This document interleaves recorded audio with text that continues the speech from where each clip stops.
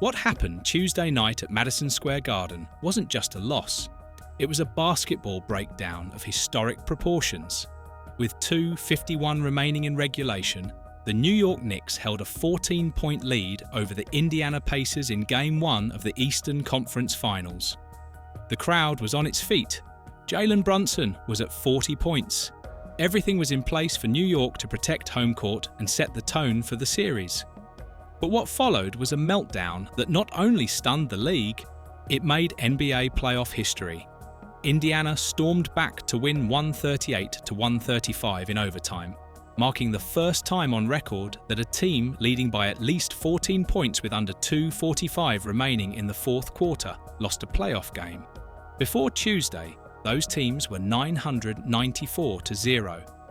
And at the heart of it was Tyrese Haliburton, who not only delivered one of the biggest moments of the postseason, but also reignited a rivalry that had been dormant since the Reggie Miller days. Haliburton finished with 31 points and 11 assists, but it was his final shot in regulation that flipped the series on its head. With the Pacers down by 2 and just over 4 seconds on the clock, he caught the inbounds pass, took one sidestep dribble, and launched a high-arcing jumper.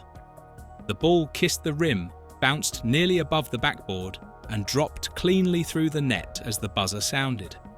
Haliburton sprinted toward the Pacers bench, flashing the choke sign, a deliberate callback to Reggie Miller's iconic taunt at the Garden in 1994. It was bold, defiant, and loud. But there was one problem. His toe was on the line. The officials ruled it a 2. Game tied, overtime. Even Haliburton had to laugh afterward. "I thought it was a 3, he told reporters post-game. "Tried to hit the celly, it didn't work, but we finished it in overtime." That part wasn't in doubt. While the final bucket of regulation may not have been a game winner, it clearly deflated the Knicks. Indiana kept their foot on the gas in the extra frame. Andrew Nembhard's twisting layup with 26.7 seconds left gave the Pacers the lead, and when a deflected pass bounced off Brunson's fingertips on the next possession, former Nick Obi Toppin recovered the ball and raced down court for a breakaway dunk that sealed the win. He didn't celebrate. He didn't need to. The building had already gone cold. The breakdown didn't come from just one player. The Knicks had 15 turnovers on the night, several in the final minutes. Brunson, who had been masterful for most of the game, missed 3 of his final 4 shots. Towns, who had 35 points and 12 rebounds, missed a critical free throw in the closing seconds of regulation.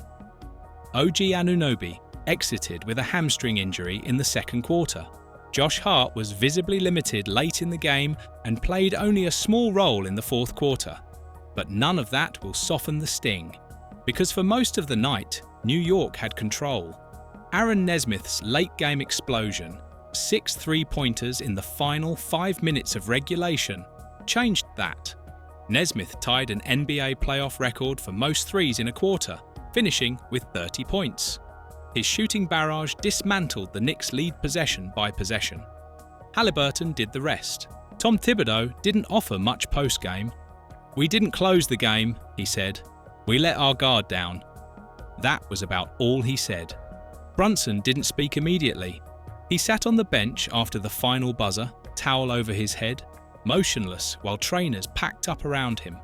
The reaction online was immediate and unforgiving.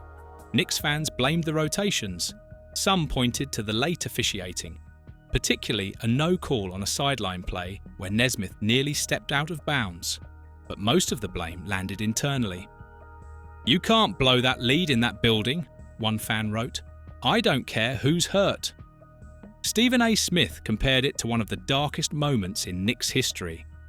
"This was Reggie Miller all over again," he said on ESPN. "Tyrese Haliburton just walked into MSG and lit the fuse.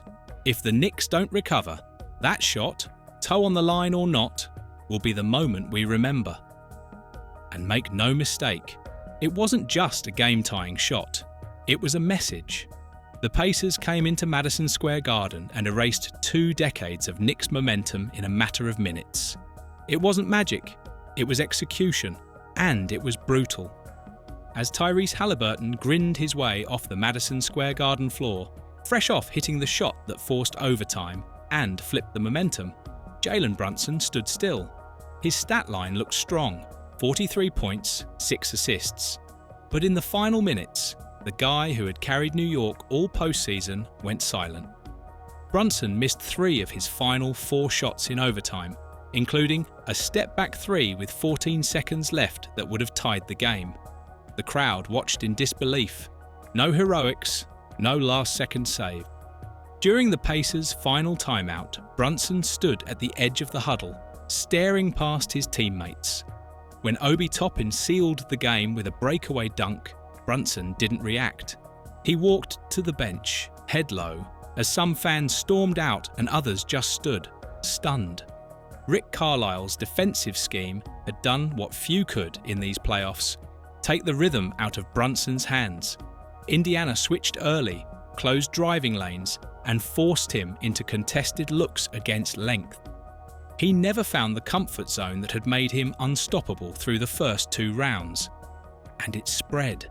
Karl Anthony Towns flailed his arms after a late turnover. Donte DiVincenzo looked frustrated. Josh Hart, who had battled cramps late, couldn't provide his usual fourth-quarter lift. The machine that had run through Philadelphia sputtered and died at the worst possible time. Afterward, Tom Thibodeau kept things blunt. We've got to execute better, defend smarter, trust each other. But no amount of coach speak could mask what fans had just witnessed. It wasn't just a collapse. It was a gut punch in a building haunted by similar scars. Haliburton knew exactly where he was. The choke gesture wasn't random. It was a reminder. Reggie Miller had done it.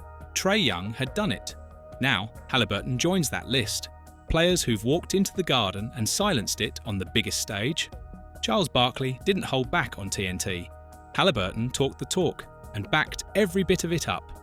Online, the blowback came fast. Knicks fans were split, some blaming Brunson for disappearing late, others targeting Thibodeau for burning out the rotation and not stopping Indiana's 14-0 run.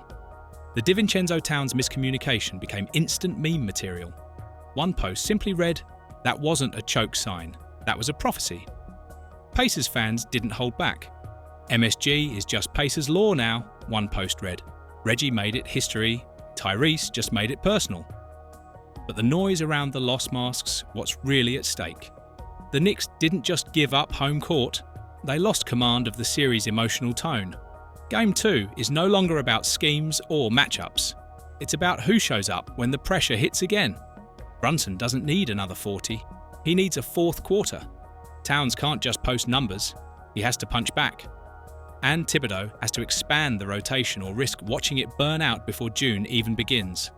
Because if they don't respond now, they won't get another chance.